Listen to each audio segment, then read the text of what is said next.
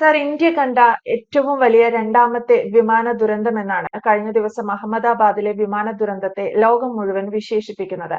260-ലേറെ പേർ മരണപ്പെട്ടുവെന്നാണ് ഏറ്റവും ഒടുവിൽ ലഭിക്കുന്ന വിവരവും. ഊഹാപോഹങ്ങളാണ്. എന്ത് സംഭവിച്ചു? വിമാനത്തിൽ ഫുൾ ഇന്ധനം നിറച്ചതുകൊണ്ടാണ് അപകടമുണ്ടായത്. വിമാനത്തിന്റെ ലാൻഡ് ചെയ്യുമ്പോൾ ഉണ്ടാവുന്ന ടയറുകൾ പൂർണ്ണമായും വിമാനത്തിനുള്ളിലേക്ക് മടങ്ങിയിരുന്നില്ല. സാങ്കേതിക പിഴവാണ്, അല്ലെങ്കിൽ മറ്റേതെങ്കിലും തരത്തിൽ അട്ടിമറി നടന്നിട്ടുണ്ടോ? ഗുജറാത്തിലായതുകൊണ്ട് അതിനുള്ള സാധ്യതയുണ്ട്. മോദിയുടെയും അമിത്ഷായുടെയും സ്ഥലമാണ്. അങ്ങനെ തുടങ്ങി സോഷ്യൽ മീഡിയയിൽ ഏതൊക്കെ തരത്തിൽ ഊഹാപോഹങ്ങൾക്ക് തീയിടാമോ അതിനൊക്കെ പലരും തീയിട്ടിട്ടുണ്ട്. എന്താണ് യഥാർത്ഥത്തിൽ സംഭവിച്ചത്? ഒപ്പം ഇത്തരം ഊഹാപോഹങ്ങളിലൊക്കെ വിശ്വസിച്ച് നമ്മൾ മുന്നോട്ട് പോകേണ്ട സാഹചര്യമാണോ നിലവിലുള്ളത്? രാജ്യം നടുങ്ങിയ, അതിനേക്കാളുപരി ലോകം നടുങ്ങിയ ഒരു ദുരന്തമാണ് സംഭവിച്ചിരിക്കുന്നത്. വിവിധ രാജ്യങ്ങളിലുള്ളവർക്ക് ജീവൻ നഷ്ടപ്പെട്ടിട്ടുണ്ട്. ഒരാൾ മാത്രം അത്ഭുതകരമായി രക്ഷപ്പെട്ടു എന്ന് പറയുമ്പോൾ അത് ഒരു വിധി എന്നുള്ളതല്ലാതെ നിർവചനങ്ങളുമില്ല. അതുകൊണ്ട് ഈ വിമാന ദുരന്തത്തിൽ ജീവൻ നഷ്ടപ്പെട്ട എല്ലാവർക്കും ആദരാഞ്ജലികൾ അർപ്പിക്കുകയാണ്. ആദ്യമായി, ഇന്ത്യയുടെ വ്യോമയാന ചരിത്രത്തിലെ ഏറ്റവും വലിയ രണ്ടാമത്തെ ദുരന്തം എന്ന് നമുക്കിതിനെ പറഞ്ഞേ പറ്റൂ. 19 വിമാന അപകടങ്ങളാണ് ഭാരതത്തിന്റെ വ്യോമയാന ചരിത്രത്തിൽ സംഭവിച്ചിട്ടുള്ളത്. എന്തു തന്നെയാണെങ്കിലും ഇതിന്റെ യഥാർത്ഥ വസ്തുതകൾ പുറത്തു വരണമെങ്കിൽ സാങ്കേതികമായിട്ടുള്ള എല്ലാ വിശദീകരണങ്ങളും നമുക്ക് ലഭിക്കേണ്ടതായിട്ടുണ്ട്. ബ്ലാക്ക് ബോക്സുകൾ കണ്ടെടുക്കേണ്ടതുണ്ട്. അതുപോലെ തന്നെ കോക്പിറ്റിലെ സൗണ്ട് റെക്കോർഡർ അത് ഡീകോഡ് ചെയ്യേണ്ടതായിട്ടുണ്ട്. കൂടുതൽ സമഗ്രമായിട്ടുള്ള പഠനവും അന്വേഷണവും പൂർത്തിയാകുമ്പോഴായിരിക്കും എന്താണ് കാരണം എന്ന് നമുക്ക് കണ്ടെത്താൻ സാധിക്കുക. ഏതായാലും നിരവധി സംശയങ്ങൾ ഇപ്പോൾ ഉയരുന്നുണ്ട്. എല്ലാവർക്കും എളുപ്പത്തിൽ പറയാവുന്ന തരത്തിൽ സാധാരണ പറയാറുള്ള കാര്യങ്ങൾ, വിമാനത്തിൽ പക്ഷി ഇടിച്ചതാണോ, അങ്ങനെ ഒരു അഭ്യൂഹമുണ്ട്. കാരണം അഹമ്മദാബാദ് പോലെ തിരക്കേറിയ ഒരു നഗരത്തില് വിമാനം ഒരു പരിധിയിൽ കൂടുതൽ ഉയരുന്നത് വരെയുള്ള സമയം, അതായത് ഏതാണ്ട് ഒരു 5000 അടിയെങ്കിലും ഉയരുന്ന വരെയുള്ള സമയം പക്ഷികളുടെ ഒരു സാന്നിധ്യം ഉണ്ടാവാൻ സാധ്യതയുണ്ട്.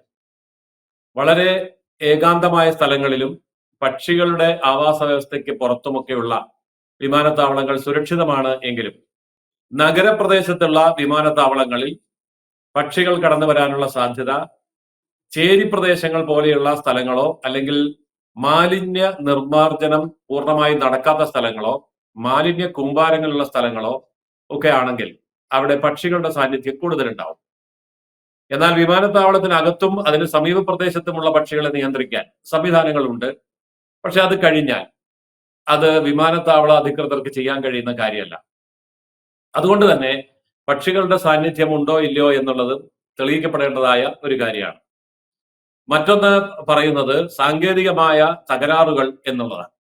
ഡൽഹിയിൽ നിന്ന് പറന്ന് അഹമ്മദാബാദിലെത്തി അവിടെ നിന്ന് ലണ്ടനിലേക്ക് പോകുമ്പോൾ സാങ്കേതികമായ തകരാറുകൾ പരിഹരിക്കാൻ 2 മണിക്കൂർ സമയം, അങ്ങനെ എന്തെങ്കിലും ഉണ്ടായിരുന്നുവെങ്കിൽ, ഒരു സംശയം ഉണ്ടായിരുന്നുവെങ്കിൽ 2 മണിക്കൂർ സമയം അവിടെ ഉണ്ടായിരുന്നു എന്നുള്ളത് കൊണ്ട് തന്നെ ഈ കാര്യങ്ങൾ പരിഹരിക്കാനോ കണ്ടെത്താനോ കഴിയുമായിരുന്നു.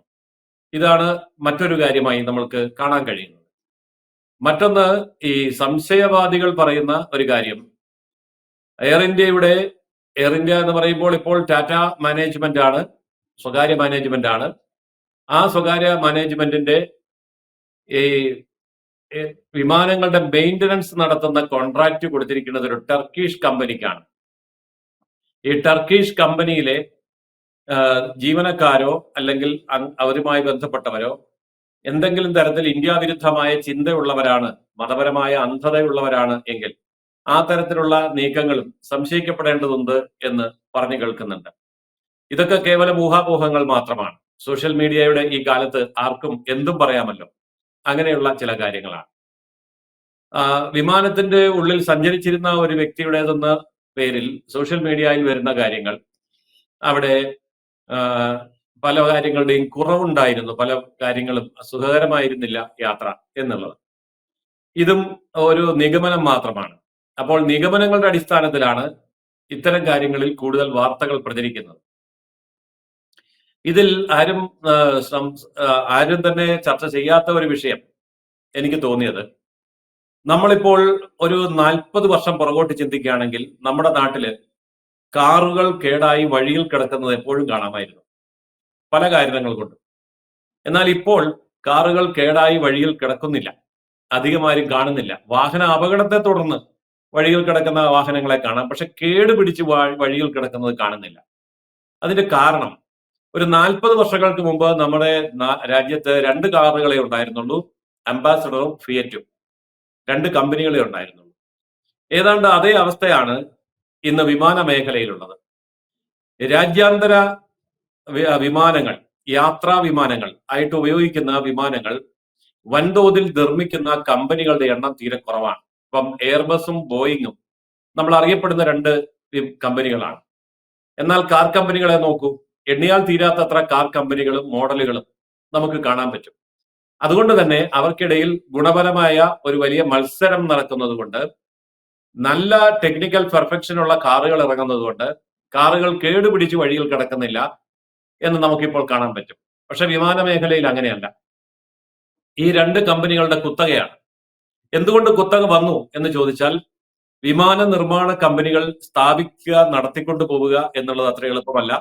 സാങ്കേതിക വിദ്യകൾ പുതുതായി വികസിപ്പിച്ചെടുക്കുക എന്നുള്ളത് അത്ര എളുപ്പമല്ല. ഇതുകൊണ്ടായിരിക്കാം 2 കമ്പനികൾ ഈ രംഗം അടക്കി വാഴുന്നത്. അതുകൊണ്ട് തന്നെ അവർക്ക് മത്സരമില്ല. മാത്രമല്ല, അവരുടെ മുമ്പിലുള്ള ഓർഡറുകൾ വളരെ വലുതാണ്. 17,000 വിമാനങ്ങൾക്കാണ് ലോകത്തെ എല്ലാ രാജ്യങ്ങളും കൂടെ ഈ വിമാന കമ്പനികൾക്ക് ഓർഡർ നൽകിയിരിക്കുന്നത്. ഈ ഓർഡർ മുഴുവൻ കൊടുത്തു തീർക്കണമെങ്കിൽ 20 കൊല്ലം വേണ്ടിവരും എന്നുള്ളതാണ് ഇപ്പോൾ കണക്കാക്കപ്പെടുന്നത്. ചുരുക്കി പറഞ്ഞാൽ, ലോകത്ത് ആവശ്യമായ വിമാനങ്ങൾ ഉൽപ്പാദിപ്പിക്കാനുള്ള ഫാക്ടറികളില്ല, കമ്പനികളില്ല.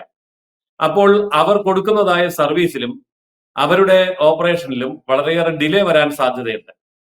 അപ്പോൾ ഉള്ളത് വെച്ച് തട്ടിമുട്ടി മുന്നോട്ട് പോവുക എന്നുള്ള ഒരു നയം നിർബന്ധിതമായി സ്വീകരിക്കാൻ എല്ലാവരും വഴിപ്പെടുകയാണ്. അത് മാത്രമേ ഉള്ളൂ ഇപ്പോൾ.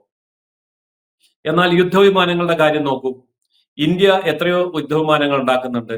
ഓരോ രാജ്യങ്ങളിലും നിരവധിയായ യുദ്ധവിമാനങ്ങൾ ഉണ്ടാക്കുന്നുണ്ട്. അപ്പൊ യുദ്ധവിമാനങ്ങൾ ഉണ്ടാക്കാൻ നിരവധി കമ്പനികൾ ഉള്ളപ്പോൾ യാത്രാ വിമാനങ്ങൾ ഉണ്ടാക്കാൻ 2 കമ്പനികൾ മാത്രമേ ഉള്ളൂ. അപ്പോൾ സാങ്കേതികമായ നവീകരണവും അറ്റകുറ്റപ്പണികളുടെ കാര്യത്തിലും ആഫ്റ്റർ സർവീസും മെയിന്റനൻസും ഇങ്ങനെയൊക്കെയുള്ള കാര്യങ്ങൾ വിമാനത്തിൽ ആനുകാലികമായി പരിഷ്കരിച്ചു കൊണ്ടുവരാനുള്ള ഒരു ആഗ്രഹം പലർക്കും ഉണ്ട് എങ്കിൽ പോലും, ആവശ്യമുണ്ട് എങ്കിൽ പോലും അതിനുള്ള ഒരു സാഹചര്യമില്ല എന്നുള്ളത് ആരും കണക്കിലെടുക്കാതെ പോകുന്ന ഒരു വസ്തുതയാണ്. ഏത് രംഗത്തും മത്സരാധിഷ്ഠിതമായ മുന്നേറ്റം ഉണ്ടാകുമ്പോൾ അത് ക്വാളിറ്റിയിൽ ഉണ്ടാകും, അതുപോലെ തന്നെ സർവീസിൽ ഉണ്ടാകും, ആഫ്റ്റർ സെയിൽ സർവീസിൽ ഉണ്ടാകും, മെയിന്റനൻസിൽ ഉണ്ടാകും, റീപ്ലേസ്മെന്റിൽ ഉണ്ടാകും. അങ്ങനെ എല്ലാ മേഖലയിലും വിമാനത്തിന്റെ ഗുണമേന്മയും അതിന്റെ പറക്കൽ ശേഷിയും ടേക്ക് ഓഫും അടക്കമുള്ള എല്ലാ കാര്യങ്ങളിലും ഈ ശ്രദ്ധയുണ്ടാകും. ഒരു വിമാനത്തിന്റെ സാങ്കേതിക തികവും പഴക്കവും നിശ്ചയിക്കുന്നത് കേവലം വർഷത്തിന്റെ അടിസ്ഥാനത്തിലല്ല. ഇപ്പോൾ നമ്മൾ കേട്ടു, ഇത് 11 വർഷം പഴക്കമുള്ള വിമാനമാണ്.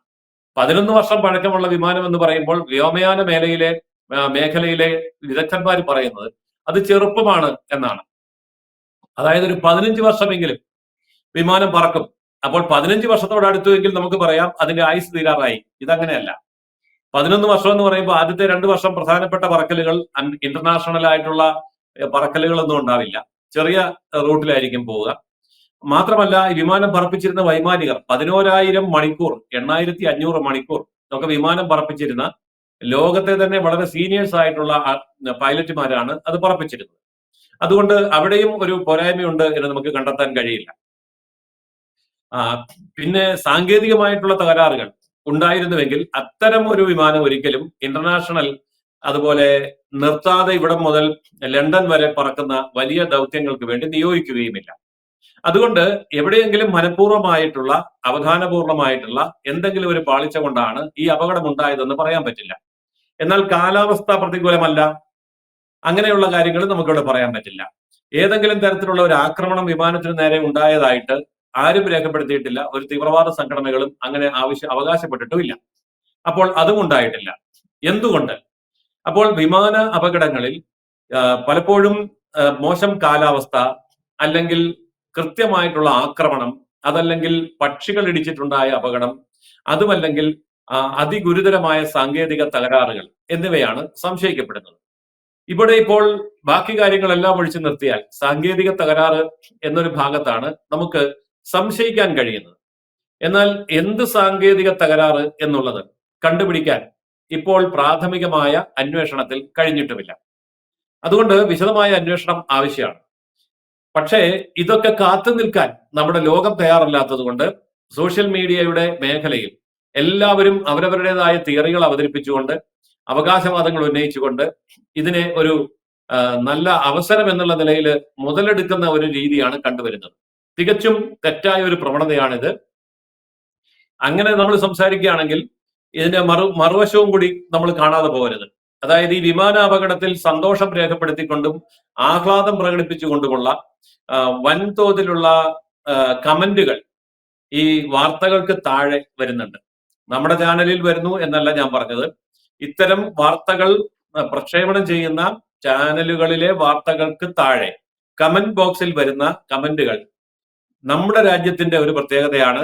രാജ്യത്ത് എന്തെങ്കിലും ഒരു ദുരന്തം സംഭവിച്ചാൽ അതിൽ അതിരറ്റ് ആഹ്ലാദിക്കുകയും സന്തോഷിക്കുകയും ചിരിക്കുന്ന ഇമോജികൾ ഇടുകയും അങ്ങനെയൊക്കെയുള്ള ഒരു നെഗറ്റീവായിട്ടുള്ള ഒരു മനോഭാവം നമ്മുടെ രാജ്യത്ത് പ്രത്യേകിച്ച് സോഷ്യൽ മീഡിയയിൽ നിലനിൽക്കുന്നുണ്ട്.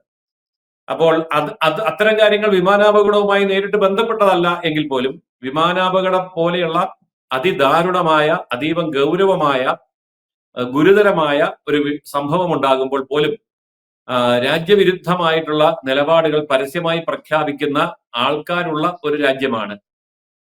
അവർക്ക് ഇടമുള്ള ഒരു രാജ്യമാണ്. മാധ്യമ മേഖലയിൽ സാമാന്യ മര്യാദ ഒട്ടും പാലിക്കാത്ത ഒരു സംസ്കാരം നമ്മുടെ സോഷ്യൽ മീഡിയയിൽ കാണുന്നുണ്ട്. അത് ഈ രംഗത്തും വളരെയേറെ മോശമായ കമന്റുകളിലൂടെ നമുക്ക് വ്യക്തമായി കാണാം. മറ്റേതെങ്കിലും ഒരു രാജ്യത്താണെങ്കിൽ ആ രാജ്യത്തിനുണ്ടായ ദുരന്തം അവരുടെ സ്വകാര്യമായ ഒരു വാർത്തയാക്കി അവർ അത് പറയേണ്ടത് പറഞ്ഞ് പറയാണ്ടാത്തത് പറയാതിരിക്കാൻ ശ്രദ്ധിക്കും. പക്ഷെ ഭാരതത്തിൽ നേരെ തിരിച്ചാണ്.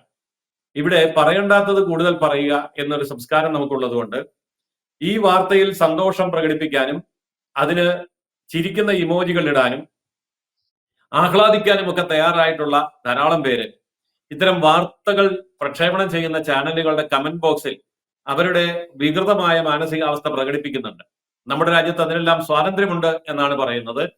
സ്വാതന്ത്ര്യം എന്നുള്ളത് രാജ്യവിരുദ്ധവും സംസ്കാരശൂന്യവുമായ ഒരു നിലയിലേക്ക് മാറുമ്പോൾ അതിനെ സംരക്ഷിക്കാൻ വേണ്ടി നമുക്കിവിടെ ബുദ്ധിജീവി വർഗവും സ്വാതന്ത്ര്യ പ്രേമികളും അതുപോലെ തന്നെ ആവിഷ്കാര സ്വാതന്ത്ര്യവും മാധ്യമ സ്വാതന്ത്ര്യവും എല്ലാം അവർക്ക് വേണ്ടി കൈകോർക്കുന്ന അതിദയനീയമായ ഒരു കാഴ്ചയും കാണാം.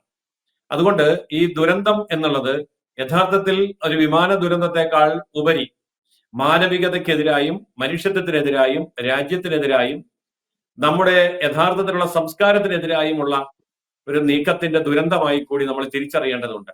അത്തരം പ്രവണതകൾ ആർക്കും തന്നെ നല്ലതല്ല എന്നും നമ്മൾ അറിയേണ്ടതുണ്ട്.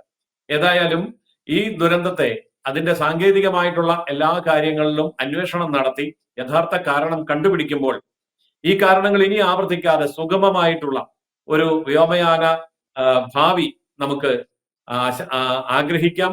അതിനുവേണ്ടി യോജിച്ചു നിൽക്കാം. രാജ്യവും സാങ്കേതിക വിദഗ്ധരും അന്താരാഷ്ട്ര തലത്തിലുള്ള വ്യോമയാന മേഖലയും ഇതിനൊക്കെ ഉത്തരം കണ്ടുപിടിക്കുമെന്നും പരിഹാരം തേടുമെന്നും നമുക്ക് പ്രത്യാശിക്കാം. തീർച്ചയായും. എന്തായാലും ജയസൂര്യൻ സാർ സൂചിപ്പിച്ചതുപോലെ ബ്ലാക്ക് ബോക്സ് കണ്ടെത്താനുണ്ട് വിമാനത്തിന്റെ. അതേപോലെ കോർപ്പറ്റിൽ നിന്നുള്ള സൗണ്ട് ട്രാക്ക് ചെയ്യാനുണ്ട്. ഇതൊക്കെ വരും മണിക്കൂറുകളിൽ അല്ലെങ്കിൽ ഇന്നോ നാളെയുമായിട്ടൊക്കെ യഥാർത്ഥത്തിൽ എന്താണ് സംഭവിച്ചത് എന്നുള്ളതിന്റെ വിശദാംശങ്ങളൊക്കെ ലഭിക്കും. പക്ഷേ സോഷ്യൽ മീഡിയയിൽ ഊഹാപോഹങ്ങൾക്ക് ഒരു കുറവുമില്ല എന്നുള്ളതാണ്. 260-ലേറെയാണ് അഹമ്മദാബാദ് വിമാന ദുരന്തത്തിൽ മരണം സ്ഥിരീകരിച്ചിരിക്കുന്നത്. വ്യക്തമാണ്. Thank you Jayasuryan sir. കൂടുതൽ വാർത്തകളും വിശേഷങ്ങളും നിങ്ങളിലേക്ക് എത്താൻ ABC മലയാളം സബ്സ്ക്രൈബ് ചെയ്യുക, ബെൽ ബട്ടണും അമർത്തുക.